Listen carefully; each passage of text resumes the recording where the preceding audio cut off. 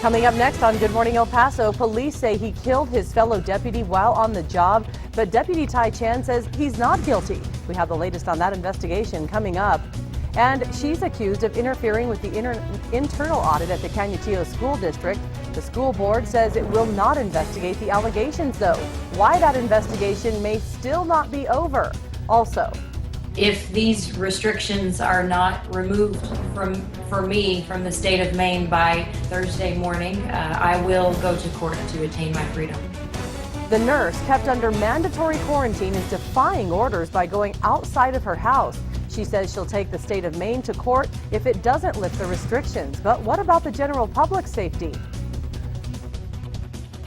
Live, where news comes first. From the Mesilla Valley and Las Cruces to El Paso and the borderland. This is ABC7's Good Morning El Paso. Well, good Thursday morning, everyone. Hope your day's off to a great start. I'm Hillary Floren. Bob Harp has the day off.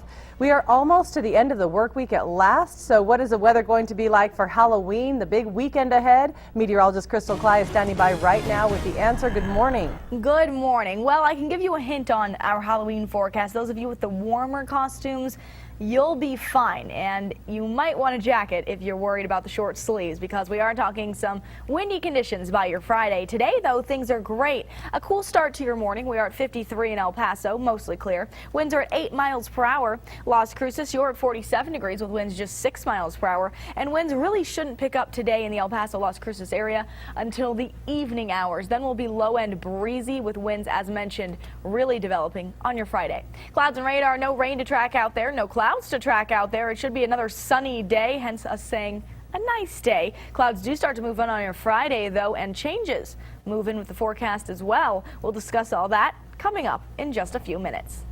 We're looking forward to it. Thanks, Crystal. To the headlines now. The Santa Fe Sheriff's County deputy accused of killing a fellow deputy says that he is not guilty. Tai Chan entered his plea yesterday in a Las Cruces courtroom. Chan has been charged with an open count of murder for the shooting death of Jeremy Martin. Our New Mexico mobile newsroom was there in the courtroom while Chan entered his plea via TV monitor. According to the statement of facts, deputies Chan and Martin got into an argument Monday night after they had been drinking at Dublin's pub. Investigators spoke with Josh Sexauer, a longtime friend of Chan's. He says that he saw the argument and stated both men pointed fingers at each other. He added that he had never seen Chan that hostile before. Here's what District Attorney Mark D'Antonio had to tell us about the investigation. I'm going to let the facts play out. As you know, these kind of murder investigations, there are tons of forensics information that's vitally important.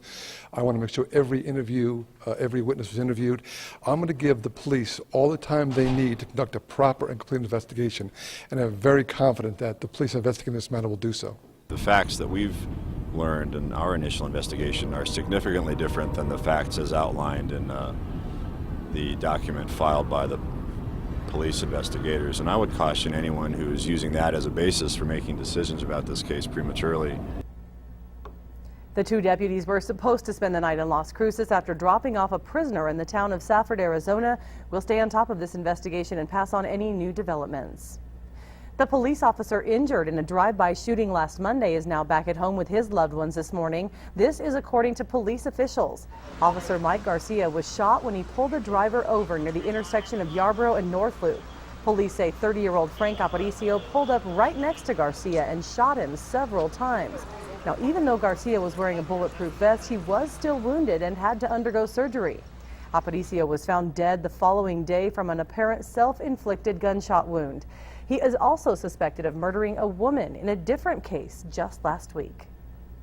The mugshot of the man accused of fatally shooting another this past Saturday has been released. Take a look. 32-year-old Deshaun Leonard is now charged with murder and aggravated assault with a deadly weapon. He's accused of killing 30-year-old Juan Arenas after shooting Arenas in the groin area. It happened on the 4100 block of Byron in Central, and according to an arrest affidavit obtained by the ABC7I team, Arenas and another man tried to disarm Leonard during a fight. Arenas later died at the hospital. The two men who drowned at a wastewater treatment plant last week have been identified. According to El Paso police, 34-year-old Carlos Ramos of Chaparral and 40-year-old John Barrow of El Paso were trying to fix a system recently installed at the Bustamante plant in the Lower Valley. Both men worked for Cubic Water LLC. Investigators say one of the men became trapped inside a dry equipment locker when it started to leak. The other worker jumped in to try to shut off the valve, but he also became trapped. Federal investigators have taken over now the investigation. We'll let you know if we get any updates. Not only does America have a new baseball champion this morning, we also witnessed one of the best pitching performances in World Series history, apparently. Game 7 in a World Series is relatively rare. We've only had 2 in the past 12 years. The Royals were looking for their first championship in 29 years. The Giants were aiming for their 3rd in the last 5. In the 4th inning, Giants would take the lead 3-2, and it would stay that way the rest of the game.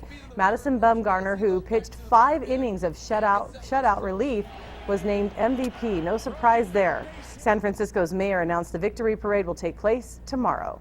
But they partied all night long. We have the video to prove it.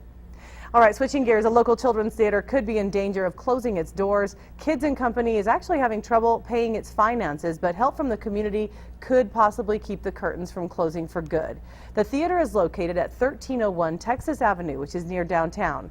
We have Good Morning El Paso's Denise Olivas live on this story, and this is such a sad story. Hopefully people can help out. That's right. So many kids are part of this organization. The board president, Stella Gutierrez, says Kids and Company is an outlet for dozens of children trying to find their voice, and it's a creative outlet that helps build confidence. And as of last week, the theater only paid a portion of its rent, and fall is typically a difficult time of the year because the funding the theater receives in the spring from local organizations is not enough to last the entire year.